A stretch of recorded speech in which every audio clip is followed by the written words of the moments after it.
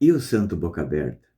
Esse foi o apelido que São José do Cupertino ganhou, porque quando ele estava na Santa Missa, na consagração, ou até mesmo quando ouvia falar o nome de Jesus, de Nossa Senhora, ou ainda o simples toque do sino da matriz fazia com que ele entrasse em êxtase.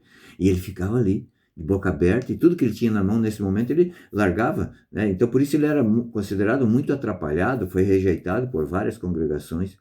Finalmente entrou numa congregação, uma espécie de nepotismo, porque o seu tio era o abade, mas sua única função era cuidar da mula daquele convento, né? Certa vez, para pô-lo à prova, então colocaram ele diante de um altar onde tinha 2 sacrários e pediram para ele: em qual desses 2 sacrários está Jesus? Né? E ele falou: não sei. Mas imediatamente ele começou a voar em direção aonde Jesus Cristo estava. Por quê? Porque ele amava Jesus de tal forma que atraía o amor de Jesus de volta, que o atraía não somente a sua alma, mas até o corpo que estava junto, né?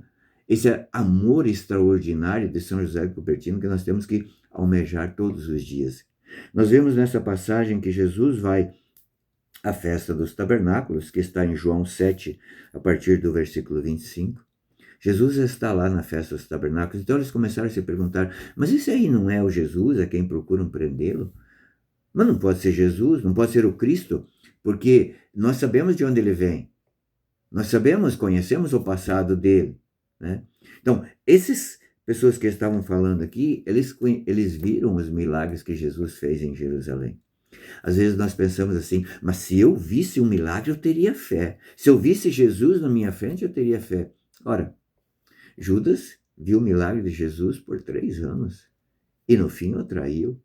Então a fé, veja, as pessoas que falam isso, elas não entendem que se Jesus realmente aparecesse, né, de uma forma humana na nossa frente, que nós tivéssemos plena certeza que ele era Jesus, nós não teríamos mais fé. Maria foi quem inaugurou a fé.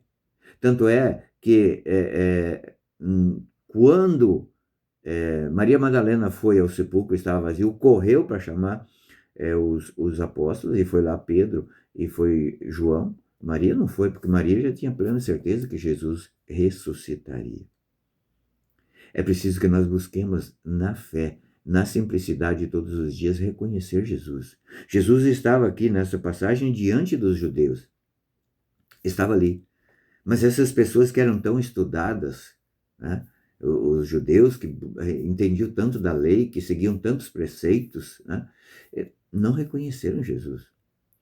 No livro de Isaías 45:15 vai dizer: verdadeiramente um Deus se esconde na tua casa, um Deus que salva, um Deus que cura. Esse Deus que salva, esse Deus que cura, todos os dias nos visita. No Santíssimo Sacramento, na missa, sim. Na nossa visita ao Santíssimo Sacramento, sim. Mas todos os dias, no dia a dia, Jesus nos procura de uma forma ou de outra. Mas nós estamos com um problema muito sério, que é da miopia espiritual. Da mesma miopia que os judeus tinham aqui, que não reconheceram Jesus. Jesus passa pela nossa vida todos os dias. Santo Agostinho já dizia: eu tenho medo do Jesus que passa e não volta mais. E se for a última vez que Jesus passar na minha vida e eu perder essa oportunidade? E se a pessoa que está próxima de mim, hoje for o último dia dela, e eu não posso perder essa oportunidade de mostrar Jesus para ela, não através de uma pregação, de uma retórica, não, de um simples ato meu, de um simples silêncio meu, de uma simples humildade minha, revelar Jesus para aquela pessoa. Jesus é o Deus escondido. Hebreus vai dizer, na carta aos Hebreus, vai dizer que ninguém pode agradar a Deus se não tiver fé. Porque é pela fé que nós cremos que Deus recompensa, que Deus existe e que recompensa aqueles que o buscam.